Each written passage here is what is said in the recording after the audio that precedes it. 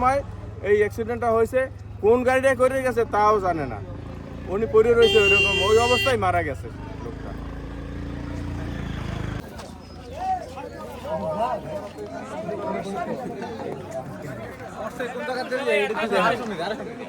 প্রিয় দর্শক, আপনাদেরকে দেখাচ্ছি এখান থেকে গাড়িটা নিয়ন্ত্রণ হারিয়ে ফুল একদম মনে হয় 100 থেকে 200 গজ দূরে এখানে গিয়ে এখান থেকে একদম ফুল গাড়িটা ওপাশে পড়ে গেছে।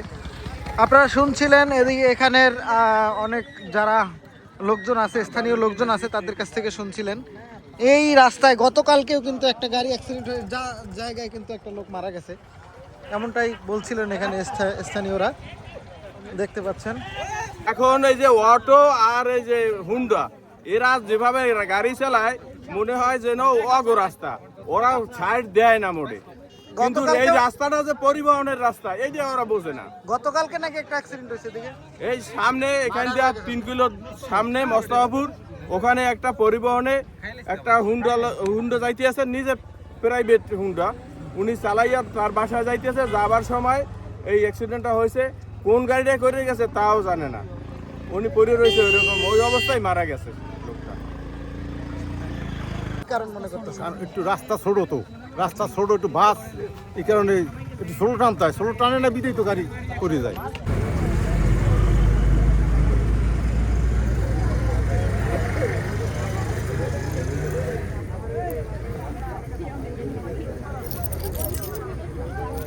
আচ্ছা, এই রোডে এরকম সবসময় গাড়ি অ্যাক্সিডেন্ট করার কারণ কি মনে করেন আপনি?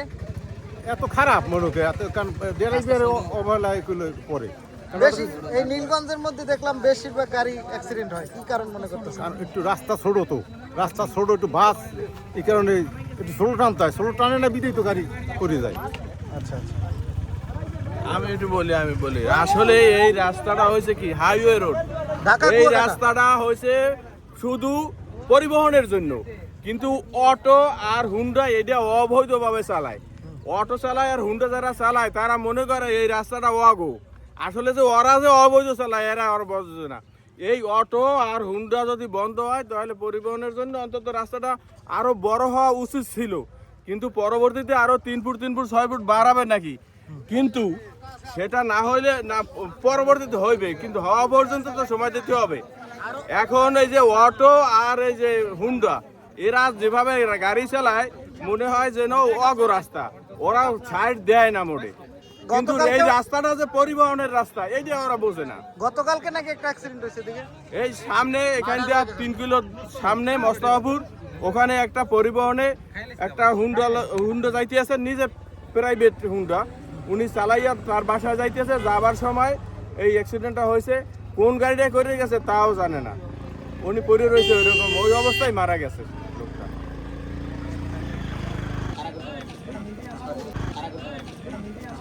কেমনে গাড়িটা অ্যাক্সিডেন্ট হয়েছে কেমনে? দুইটা ক্রস করার সময় গাড়ি অ্যাক্সিডেন্ট, ওই পাশেও গাড়ি ছিল, ও পাশেও গাড়ি ছিল। আচ্ছা আচ্ছা, ও পাশে গাড়ি এই তো ব্রেক করছে, হ্যাঁ, এই সাইডে যাবে ও টানে উঠে রাখছে। ও পাশে কি গাড়ি ছিল? ওইটার নামটা আমার মনে নেই আসলে। আচ্ছা আচ্ছা, লোকাল গাড়ি, বাস বাস, হ্যাঁ লোকাল বাস, আচ্ছা লোকাল বাস আনলে, হ্যাঁ, এটা তো ব্রেক করছে আইয়া, ও তাও তো তার সাথে পড়ে গেছে। এমনি ওই লোকজন ছিল ভিতরে? হ্যাঁ, লোকজন ছিল, 6-7 জন লোক ছিল। আমি তাই দেখি ঘরের মধ্যে ভিতরে বইয়া, কারো কোনো হতাহতের ঘটনা না এরকম বেশি একটা আঘাত হয় না, আমি টাইনি বাড়ি করছি, মারাত্মক কিছু হয় না এরকম। ড্রাইভার আর হেল্পার এটা চিনা যায় না, ড্রাইভার কি এত চিনি নেই। পরে চলে গেছে না? হ্যাঁ, চলে গেছে। হাসপাতালে নেওয়া হয়েছে করে? না, আমি লোকাল ইতে পড়াইছি আর কি, আচ্ছা আচ্ছা, ফার্মেসিতে পড়াইছি। ঠিক আছে, ওকে, ধন্যবাদ। Channel M1